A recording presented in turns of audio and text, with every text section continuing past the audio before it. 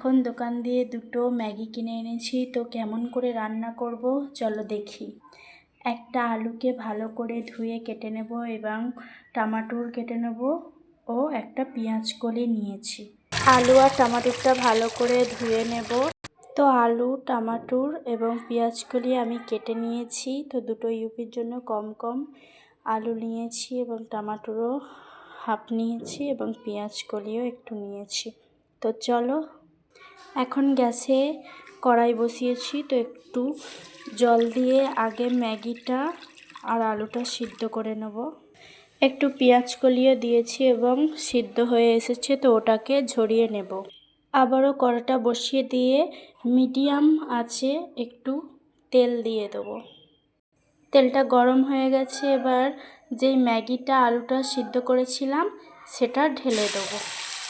কিছু টমেটো কুচিও কেটে রেখেছি, সেটাও দিয়ে দেবো।